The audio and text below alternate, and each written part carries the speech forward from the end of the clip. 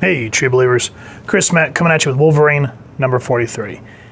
In this issue, I both thoroughly enjoyed it, and it also drove me nuts at the same time. It makes me have to go back now and go get 40 through 42 and 44, 45, however long the run went. And let's get into it and I'll explain. I mean, what really drew me to this book was the cover. Absolutely gorgeous piece here.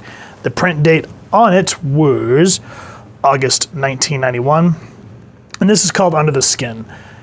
From what I glean and kind of went back and read synopsises of the past few issues, there's been a big fight with Albert and what's her name? Elsie, I think's her name. And then there's Sabretooth, and then that's where the whole crux of this whole thing gets me excited, because Logan just needs to get away from Nick Fury and S.H.I.E.L.D. And you can tell that there's a lot going on, because there's Jubilee, there's Forge, Cable, and I'm thinking, what in the hell is going on? And so Wolverine is just getting ready to just straight up jump out of the S.H.I.E.L.D. helicarrier, and he's like, I'll take this here stogie, since the good colonel has been so kind as to get it started real good.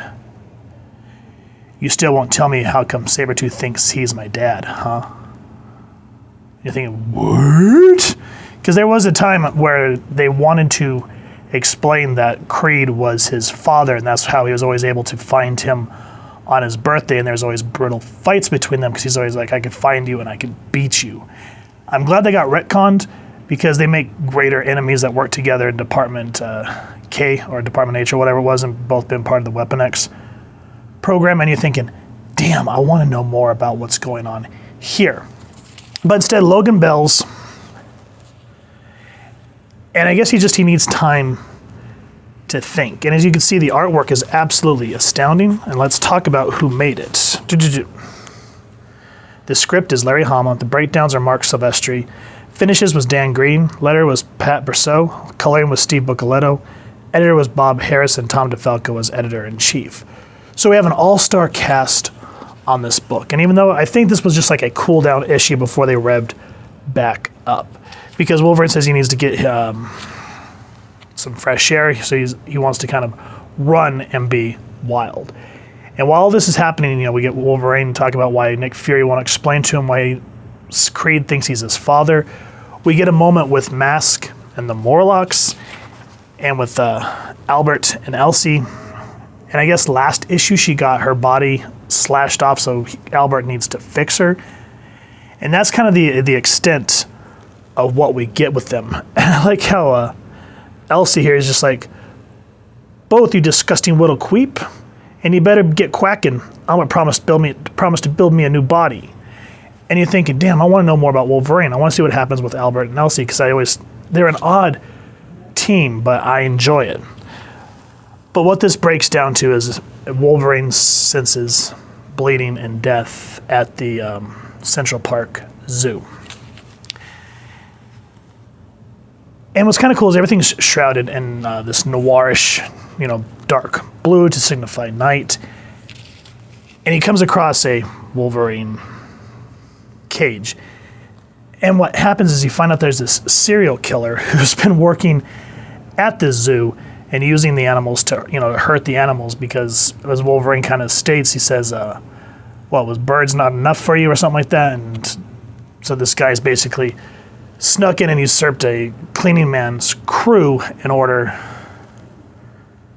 to hurt more animals. So I'm glad that Logan finds him, and the whole time he's fighting this dude, I like that this Wolverine in this cage that's been hurt by this guy is growling and snarling. It's a very nice juxtaposition between, the actual animal and the man who's part beast.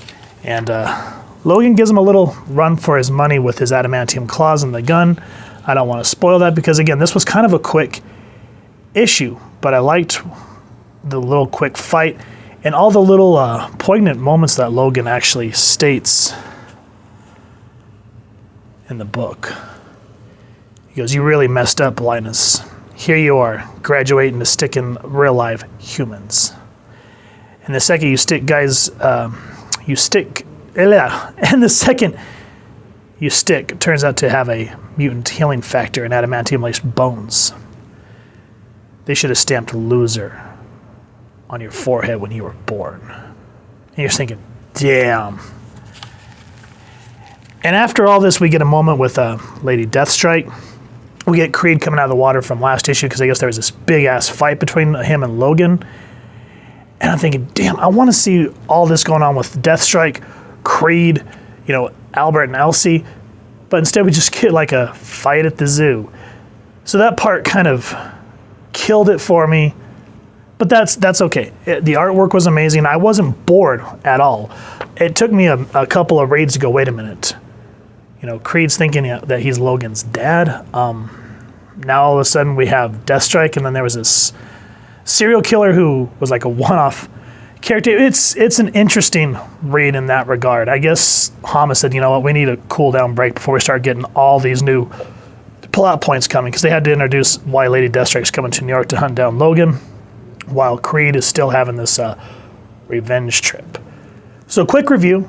A lot of times I've said in my reviews when I actually enjoy a book, there's not a whole lot to talk about because I don't want to spoil it, other than, as I said, having Mark Silvestri on pencils and then Dan Green coloring is just a gorgeous, gorgeous book. And I miss when comic books, weekly, monthly, what have you, was just on this level of quality. You do not get this anymore. You can see in modern books now where everything feels like a rush job. Here, you can kind of see that they have to get it out, but you can see that they care.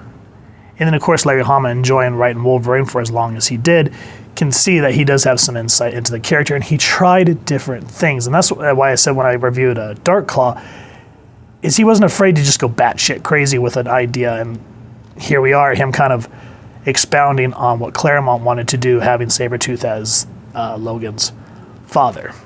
So yeah, overall, good book. It's nothing huge and big. Like I said, it's not a big crossover event, blah, blah, blah, blah.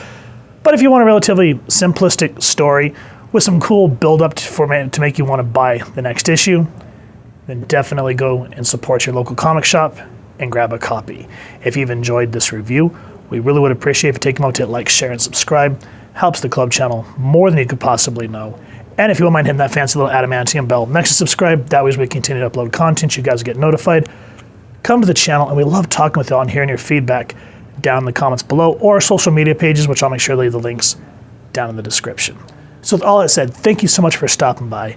Hope you all continue to have an absolutely amazing day reading, and happy hunting, true believers.